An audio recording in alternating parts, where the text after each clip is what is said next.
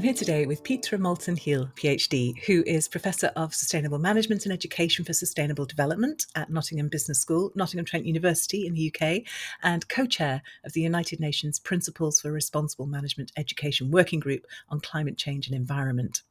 She's an international multi-award winning expert in the space and the editor of The Business Student's Guide to Sustainable Management and of Storytelling for Sustainability in Higher Education, an Educator's Handbook.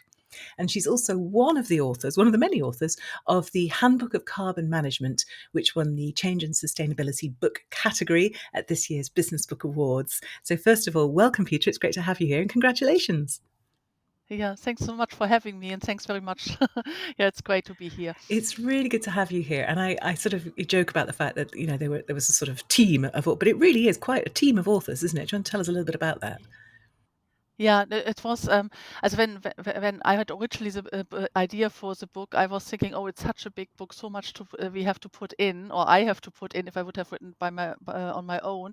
And I have really fantastic colleagues at my Nottingham Business School, and I have worked with all of them for a long time. I think with two of them, I have worked for nearly 20 years now. So it was actually that I said, actually, could we not all do it together? Could we divide the work? Would you be okay to write with me this book? And they were all okay. And yeah, and this is how it happened that we had four authors, because we are covering a lot of ground in this book. And I think it was really important, and wanted to do it well as well. So we had to do a lot of reading, a lot of research, and to do it by yourself, I think it would have been a very, very long process as well. I really want to come on to that when we think about the writing side of things, because I think it must have been really fascinating. I can imagine lots of pros of that, but also some complications of that. So I do want to come on to that. But before we do, I want to talk to you about the topic, which is so huge, as you say, couldn't be more timely. Tell me about the genesis of the book. When you were like, do you know that we need a book in this space? What was the thought process behind that? Yeah, it was, I think, two things. One was that we worked a lot already with small and medium enterprises, and they were often asking for material. And we have done this since 2011 approximately, and we have handouts and things like this. But we had the feeling we need something uh, very short for them to actually set up a greenhouse gas management plan in their own organization. So the first idea was actually, how do we do something quite small for small and medium enterprises, how to set up a greenhouse gas management plan. But this was part of it. But then also we realized, because of our work with all the organizations, I've also worked with the NHS, for example, that people really need easy answers. A lot of people don't have much time, especially as you always have your normal work and then you do this extra and it's something new. And so I thought it's really important to get all this information. Like, someone can spend only like 10 minutes and then they get some 5 high impact solutions, for example. And they say, oh yeah, this is actually, I can do this in my work and this is how I can integrate it. So the other side was really, how can I make it possible for any manager, any employee to pick up the book, spend 5 minutes on it, and have some ideas how to do something. Which is such a pragmatic approach. And I'm interested in that because it's very easy, I think, when you understand climate change to get quite, I don't want to say preachy, that's not quite the right word, but it is such a polarizing topic, and I think it's very easy to make people feel guilty about the fact that they aren't engaging with it, or they haven't got the policies in place. And you don't do that at all. It is extraordinarily measured and practical and helpful and positive. Oh, this is nice. Thank you very much. That's what I wanted to Yeah. achieve. Thanks for the feedback. Yeah, no, because I think it's really important, because I think all of us can do something. And I do a lot of trainings as well. And one thing I, for example, highlight is always that food waste is one of the high contributors to to our emissions. And to change something about food waste, as not to waste so much, is not a big lifestyle No, change, it just actually. means making So I'm soup not once a week, losing. doesn't it? Yeah, exactly. It's not a big thing. So I think there are a lot of things people Yeah. always think about, oh, I have to change so much and so hard, and then they walk off anyway, kind of. And I think it's a lot of things which are quite easily to integrate into your lifestyle. And I really like to start with these things first, and maybe then people get to the others one later, to the bit harder ones as well later in their, Yes, when once they've they established engage. that, once they're winning, yeah. And I think that's an interesting parallel, isn't it? Because as individuals, there's an awful lot we can do that's really quite straightforward, that's going to make a difference, even though we think, well, yeah, well, how can I impact climate change? Yeah. But also, I think up till quite recently, maybe even still in some people's minds, sustainability in business has been seen as a function of big business. People who could afford chief sustainability officers and have got, shareholders Yeah. to report to and all that kind of stuff. But actually, the fact that you're targeting SMEs is really interesting, because they are, of course, the massive bulk of businesses. So if you Yeah, can make yeah. some change there, my goodness. Yeah, yeah, that's also, I mean, a part of the book is really the chapters 11 to 13, especially for SMEs. Everything else is for Yeah. anybody in any organization. And we kind of said every manager, but even every employee as well. Because I think that what really needs to be done is that everybody in any part of the organization is to make the changes they can do. And this will make a big difference. And it's really, when you calculate the numbers at the end, you would get these big changes. Even so people might think, oh, if I make this tiny change, what will it achieve? But if you make this change, and this is really things like, for example, if you're ordering food, if you're a personal assistant, you are constantly ordering food for meetings, and you kind of work on to have actually opt-in for meat, for example. So you say that the normal option is vegetarian, but if people need to have meat, if they want to have meat, we can opt in for meat. And this is a big change already from, as if you do this, and there's research around this, that actually this saves a lot of carbon emissions, because people don't find it too Mm. hard to actually stick with the vegetarian diet and just sometimes have meat. But this is something anybody Yeah. can achieve. So you can just be, as I say, anyone who orders food in a company, and we have some advice for anyone who does this exactly in the book. So therefore, it's really for anybody in any part of the business, really, and organization as well. And you mentioned there that thing about looking at the numbers and looking at the impact that those have. And one of the things that really struck me about the book was that you bring together a lot of resources and calculators and things that Yeah. I had no idea already existed. So I think that that's Okay. really interesting as well, because you're talking to people who work by quantifying, who need to see results, who need to see, well, what's the impact of doing that, rather than just having a Mm. good feeling about it. Yeah, that's right. And I think it's very important. I think it's really that often, I think so often there's some magic or wishful thinking that if we just do a little bit of this, then this problem will go away. Like I can hear it a lot with carbon storage, for example, which I haven't covered in the book. I think it's the only topic which I didn't cover much in the book, because I think it's not a really good solution. So because people think, oh yeah, with technological carbon storage, we will solve the problem. But if you calculate it, actually you realize it does actually only achieve about, there's a calculation tool which I really like to use by MIT and Climate Interactive, and you can put all these solutions in there, and it achieves only like 0.2 degrees overall for the whole world in reduction. So we don't get to this 1.5 degrees we want to get to. So I think you need to test your ideas, because everyone says, "Oh yeah, let's invest in these new Yeah. technologies, Let's and they will innovate our help way us, and out they of will it. solve." Yeah. Yeah, exactly. Innovate our way out of it, I think, is a good way of Yeah, saying which it. takes the pressure off the focus on, actually, well, there's really simple things we can do right now too. Yeah, Yeah, yeah, yeah, how yeah. interesting. And I want to come back, as I said at the beginning, to talking about how you write this as a team, because I often talk to people who've written as one of two co-authors, but writing as one of four must have been different again. So tell me about just the logistics of that. What was great about it? What was challenging about it? What did you, by the end, I bet it was working really well, just as you wrote the last chapters.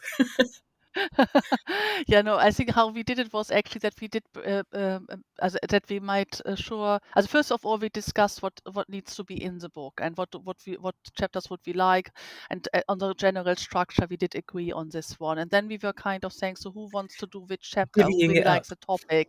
Yeah, so then people were the lead author for for a chapter, and it was by choice more or less, and then we paired people up because we were four, to have like the second person to work quite closely with. And then, but Fiona and I overall were the kind of also working with everybody, because for me it was looking after the content, and that everything has a similar style, that we have similar structure, because we always have these 5 high impact solutions, for example, in every chapter. So I was working with everyone on this one, and Fiona was our because as you can hear, I'm not a native speaker, and I wanted to. And Fiona has always, as for 15 years, already read most of my stuff, and commented at some point, and 15 years ago, I didn't want to know so much about Habermas, because at this time I was writing about Habermas. And what she was reading everything quite carefully. My English is good enough. So I said, you really need to read everything that our English is good enough, because obviously Mohammed is also not a native speaker. So we thought we make better sure it is good English as well. So she went through everything as well from this point of view. Is this good English? Is the style? And she's a really, very passionate about English language as well. So, which is a really good, really good team. And Yeah. I think Fiona and I had nearly daily conversations for a year. I think it was a lot of work. So, but I think it was a nice process at the end. And using different people with different expertise does allow you, as you say, to cover more ground. I'm guessing you Yeah. learnt a lot through the process as well. I mean, obviously you're a huge expert in this, but you're also, you've got these people at the adjacencies of your expertise, haven't you? Yeah, definitely. And also reflecting on when I really like to actually read other people's ideas, and then add my own ideas, because often when you sit in front of a white paper and you think, okay, so how do I want to write this now? You don't have any idea, or sometimes I don't have any idea. But the moment someone else has written something, or you even start with a brainstorming together and say, so what could be in here? Then suddenly You're you, off. and my colleagues said it also, they were off. They had 15 minutes of brainstorming, and then It's you almost could like say goodbye. improv, isn't it? It's the build, it's the, Yeah. the offer and the build, and you create this lovely sort of energy that's more than the sum of the parts. Yeah. Yeah, no, and I loved also the ideas, and also obviously we had also debates, and we were I like this style more, and I like this more, and then we had to discuss and agree on something. But also this, I think I really like open discussions, because I think it's really important, because you can see then that, oh yeah, actually this does work better than my idea originally. Yeah, so therefore I think it's really important. Now, you see, you're being really noble and generous. Were there any actual stand-up rows? Did anybody walk out of the room at any point? No, I think nobody did run out of the room, but I think there were some parts where people said, "Ah, you are just." Yeah. You're all still talking, right? Yeah, we are still no, actually, we have a really nice, because built on the book, we made a micro credential, which was mainly Fiona and me, but we had to have a nice video in every scene, which is the four of us on a sofa. So we have a sofa discussion where we all give our expertise to the topic in the micro credential, and it was lovely because it was based on all these different experiences and knowledge we bring to the table. So we are in very good terms still. Yeah, that's good to hear. I'm glad you survived. And thinking about it more individually, I mean, obviously, writing is something you've had to do all your professional life. How was this different? And well, okay, now back up a bit. How do you feel about writing, especially writing in Um, English? I I love writing, I have to say, because I also didn't think that I would like it so much, but because the first book I did, which was a sustainable management, a guide for faculty, I only did because I didn't have the book on the book market. So I wanted to have something which didn't exist. So I've got to So write I it. had to do it actually. Yeah. So obviously, back then I thought I would not like this, but because I did it, because back then suddenly, oh, I really enjoy this. It's really something nice. And I think now, as especially, I mean, what I find sometimes hard is when you write in between all the other commitments you Yes. have as a professor. But somehow it's funny with the book that sometimes on a Saturday or Sunday, I thought, oh, now I can really write for several hours. I'm going to It's treat funny. myself to a writing session.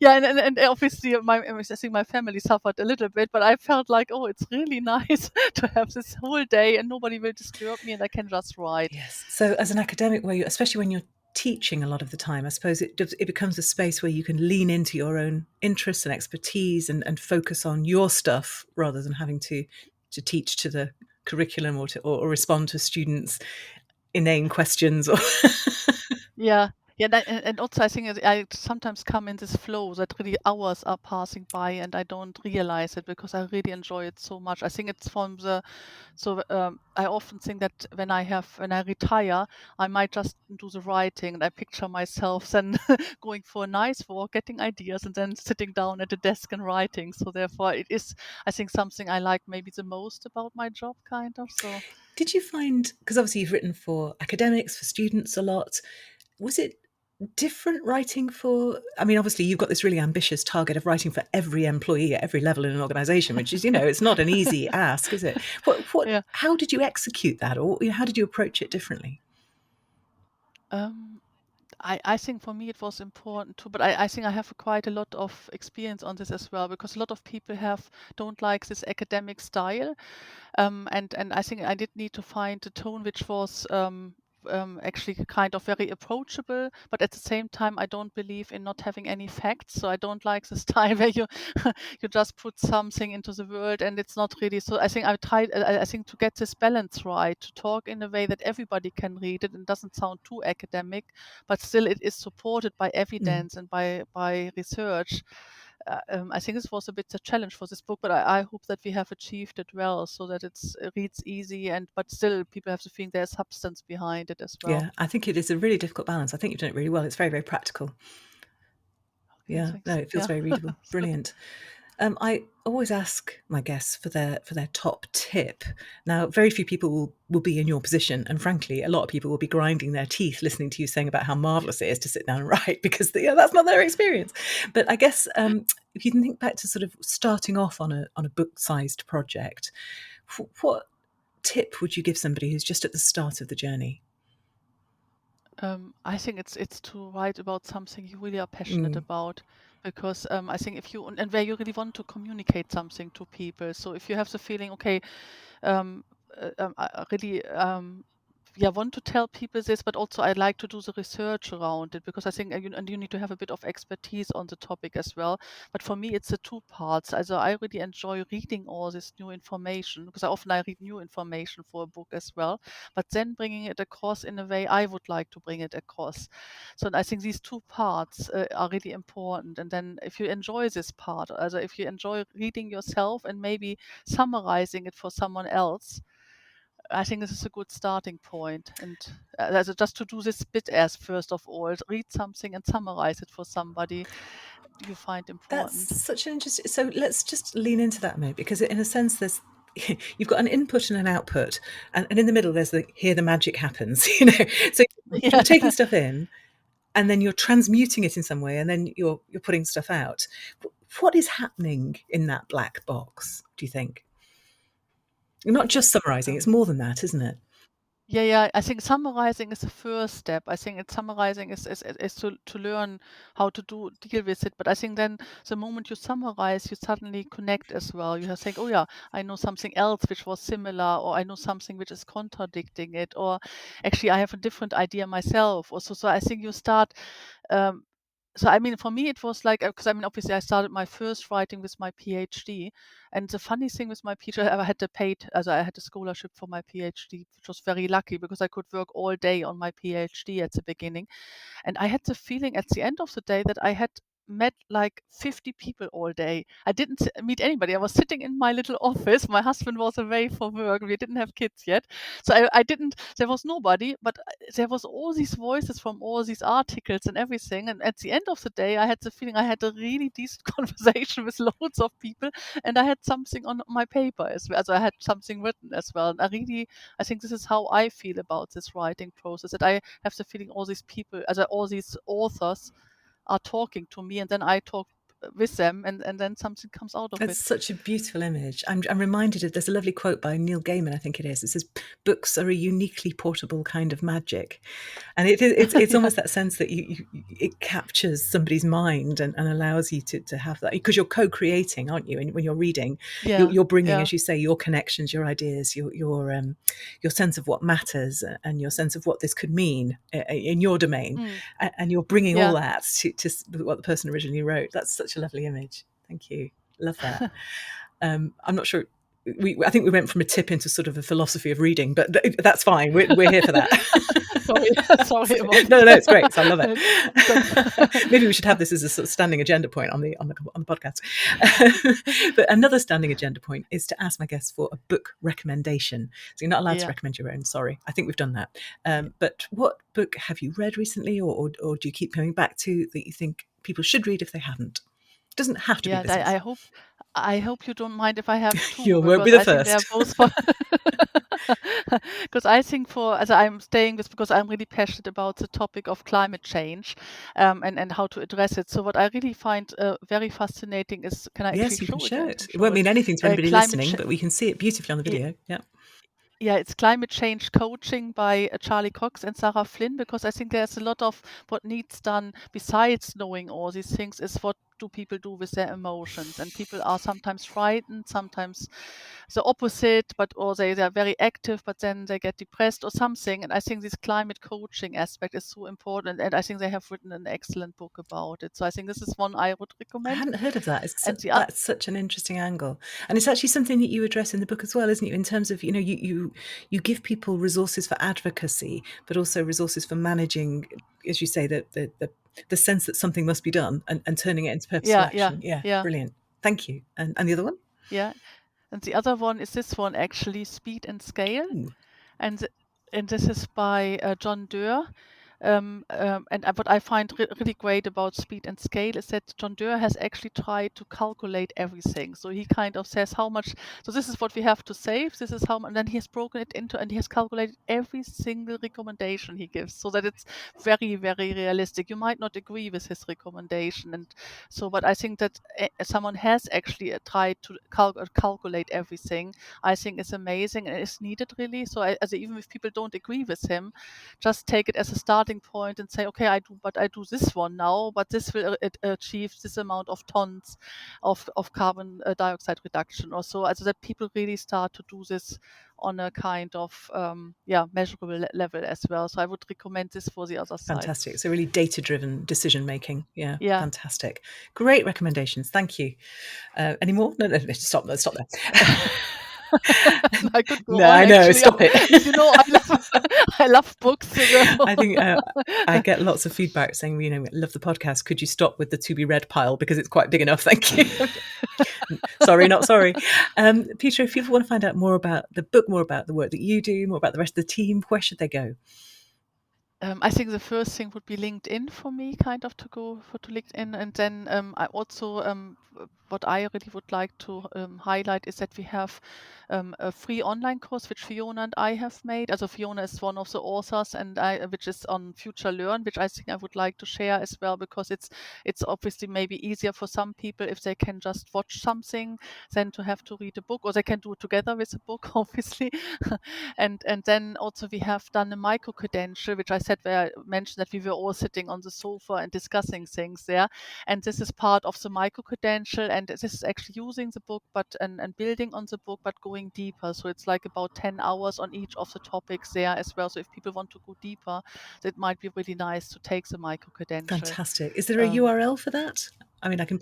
Yeah, I will give you the future. It's also on Future Learn, so we work with the platform Future Learn. So I will give you the links for both courses. As one, as I say, it's free. If you do it within 3 weeks, then you have to pay. But if you do it within 3 weeks, you don't have to pay. The other one is that you have to pay for it. But I think it's worth the money. And obviously, Fiona and I are the designers of it, and obviously, we thought it was hopeful. And we have lots of interviews as well. So we have what we have as case studies in the book, we have as interviews in the micro credentials. So it goes a bit deeper into everything. Brilliant. Well, I will put the links, both of those links, up on the show notes at extraordinarybusinessbooks.com. So if you're sitting there poised with your pen and pencil, sorry, but you're going to have to go to the website, and you can see them there, along with the transcript of this conversation and the link to Petra's LinkedIn bio and all the rest of it.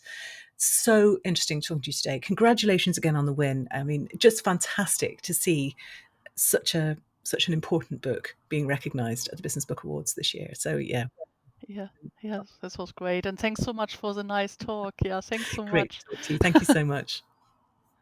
Thank you.